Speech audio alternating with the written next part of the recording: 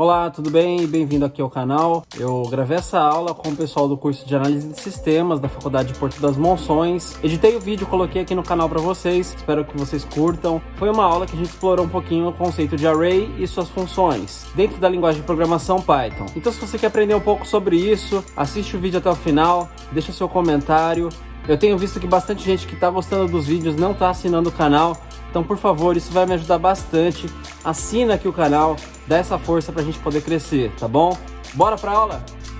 Então, em programação de computadores, um array é uma estrutura de dados que armazena uma coleção de elementos de tal forma que cada um dos elementos possa ser identificado por um índice. Então, olha só, é uma variável onde a gente, dentro dessa variável, consegue ter a possibilidade de colocar um ou mais elementos, tá certo? E esses elementos sempre identificados ali por algum índice ou alguma chave. Já é uma estrutura de dados pronta isso daqui, que a própria linguagem de programação oferece pra gente, tá? Em arrays, que a gente fala unidimensional, a gente pode chamar isso de vetor, né? Ou seja, só tem uma dimensão, ou é linha ou é coluna, mas a gente pode ter também arrays bidimensionais, e esses caras são matrizes, tá? É quando a gente tem linha e coluna, tá certo? Pessoal, nesse exemplo aqui, eu tenho um array de carros, tá? De strings, tá? Um array de marcas de carro aqui, tá? Então eu tenho Ford, tenho Volvo e tenho BMW. Se eu fizer um print, o que ele vai fazer naturalmente aqui? Ele vai imprimir o array como um todo, com tudo que ele tem dentro desse array aqui, igual a gente cadastrou aqui em cima. Se a gente estivesse trabalhando com uma linguagem de programação que não possuísse nenhum array, nenhuma estrutura de dados que desse essa visão aqui de dimensão pra gente, a gente teria que trabalhar dessa forma. Então o carro 1 é Ford, o carro 2 é o Volvo, o carro 3 BMW. Bom, isso aqui pode até parecer razoável se a gente tem uma quantidade de carros pequena. Tem, sei lá, no máximo 5, 10 carros. Não seria tão trabalhoso eu criar outras variáveis aqui, né? Carro 4...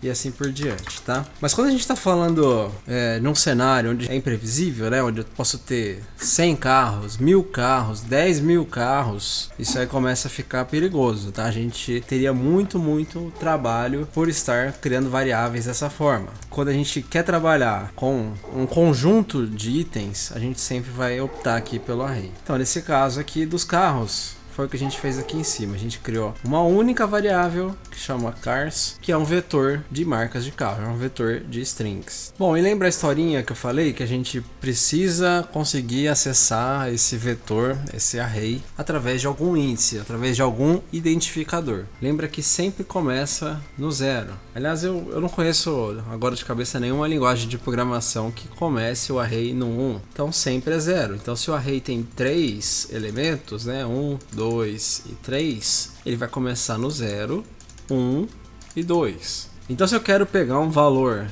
que está na posição 0, a gente está falando do primeiro elemento aqui. E se a gente colocar em x esse valor e depois imprimir x, ele vai, né, pegar aqui esse valor Ford aqui, tá aqui de cima pra gente. Poderia pegar os outros também, poderia pegar o segundo item, poderia também pegar o terceiro item. Vamos ver o que acontece quando a gente põe um item que não existe. O que ele fala? Index error, ou seja, ele deu um erro de índice, ele bateu lá. E não temos quarto item aqui, tá? A gente tem só 3. Por conta disso, ele dá esse erro aqui. Tudo bem até aqui, pessoal?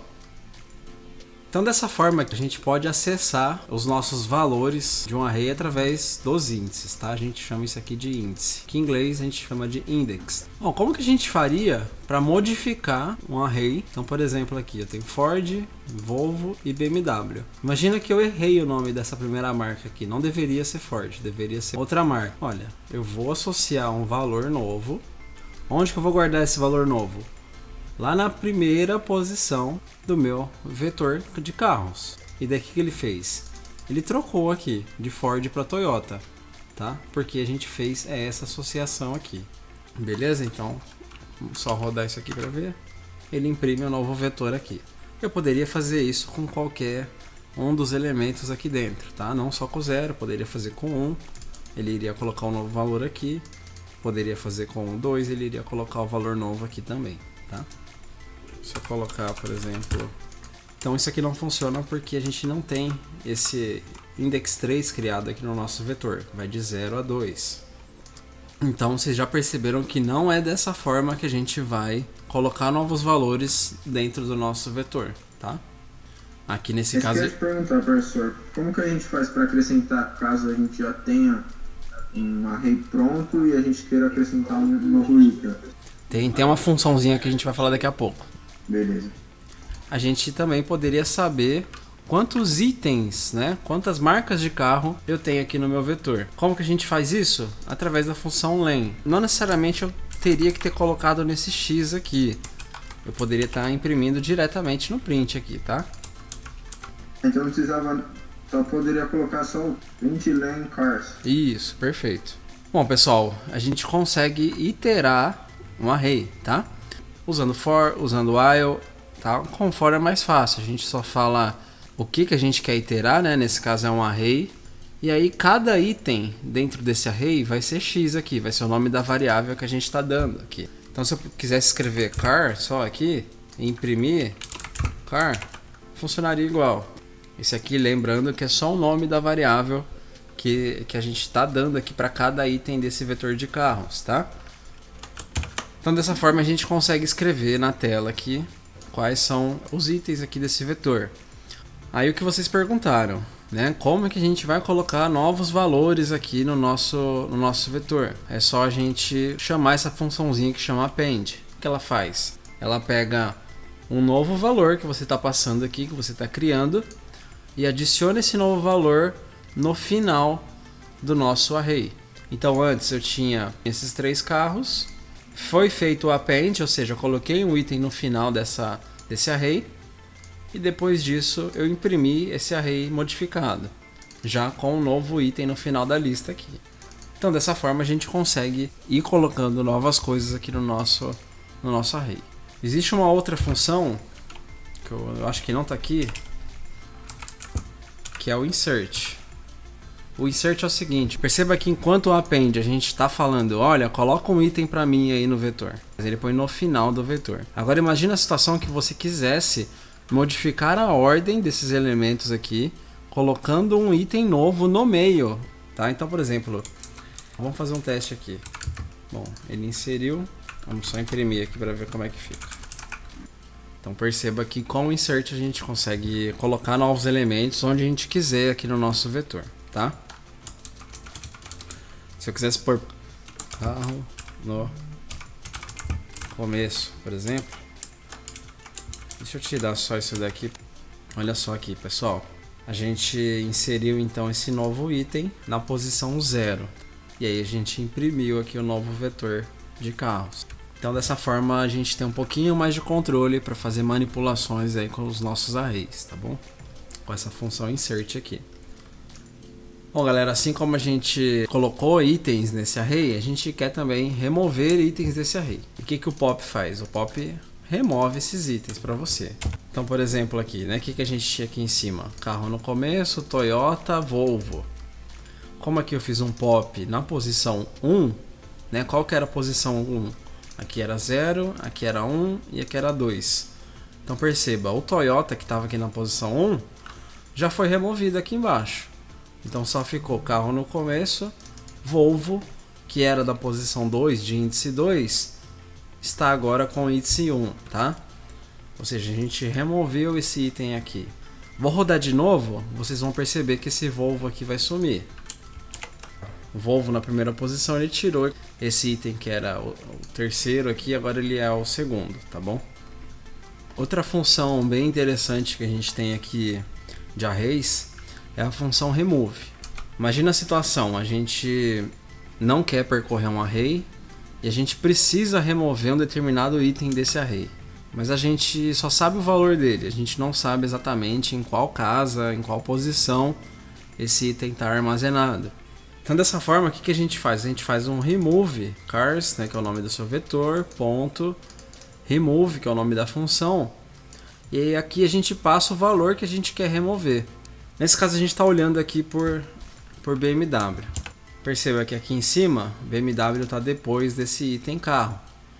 E aí quando a gente rodou aqui, que ele fez com a BMW? Ele tirou a BMW daqui, tá certo? Por que eu coloquei essas outras coisinhas a mais aqui? Esse try, esse except. O try aqui, pessoal, ele é basicamente um controle de erros. Então, por exemplo, eu vou fazer isso aqui sem o try, só para vocês perceberem o que acontece. Então, vou comentar isso aqui, vou comentar isso aqui e vou comentar isso aqui, tá? Como a gente não tem mais esse valor dentro do nosso vetor, perceba que a BMW já foi aqui quando a gente rodou isso a primeira vez, ele vai dar um erro. Ele vai falar, olha, na verdade ele deu primeiro um erro aqui falando da indentação, né? Vamos só voltar a indentação. E daí que ele vai falar, olha, o item X da função remove não está na sua lista. Ou seja, ele não encontrou esse item BMW nessa lista de carros. E daí que a função remove faz? Ela solta uma exceção, beleza? Ela solta um value error. Como que a gente consegue contornar esse tipo de problema? Tratando o erro, tá? E como que a gente trata o erro? Usando o try e o except aqui no Python, tá? Em algumas linguagens de programação é try e catch que a gente chama isso aqui, tá? Aqui no Python é try except. E aí você pode colocar try, o que você quer tentar aqui fazer. Se der algum erro, você pode pôr o nome do erro, por exemplo, aqui eu posso chamar de value error, né, que é o erro que está dando aqui embaixo, e aí dá um nome de variável para ela. Eu poderia até colocar uma mensagem aqui, por exemplo, o valor não foi encontrado. E rodar isso, e daí ele vai tratar o meu erro, em vez de ele dar aquela mensagem toda codificada, né, que seria ruim para um usuário, por exemplo, a gente pode dar uma resposta mais amigável aqui quando soltar algum erro, tá? Ó, perceba que tem vários Honda aqui também. Vamos fazer esse teste que é importante, tá? Tem 3 ocorrências, né? O remove, quando ele encontra mais de um item, ele só vai fazer o primeiro. Ele vai olhar aqui, é Honda? Não. É Honda? Não. É Honda? Não. É Honda? Não. É Honda? Sim. Então, exclui, remove esse item. Então, nesse caso aqui, vamos remover, ó. Perceba que ficou 2 Hondas aqui. Vou rodar de novo. Ficou mais um. Rodar o terceiro. Acabou, tá? Ele só removeu e printou. Se eu rodar a quarta vez aqui, o valor não foi encontrado, beleza? Deixa eu só voltar aqui no comecinho aí para carregar o meu vetor novamente.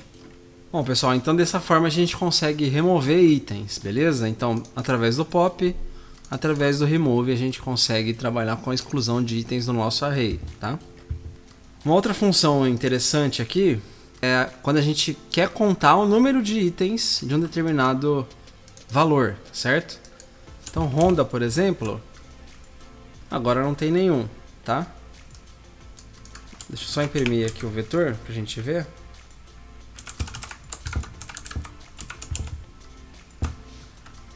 Honda não tem nenhuma ocorrência, tá bom? Mas se eu trocasse isso aqui para Volvo, ele contou um item aqui no nosso vetor que tem esse valor Volvo, tá? E aí ele fala para você, olha, a contagem é 1, eu contei tantos itens aqui desse determinado valor. Tá acabando, hein, pessoal? Um item firme aí. Outra coisa interessante que nós temos aqui é, caso vocês se deparem com algum problema que vocês precisem inverter a ordem desse vetor, a gente tem uma função pronta para fazer isso, a função reverse, tá? Ela é bem simples de usar.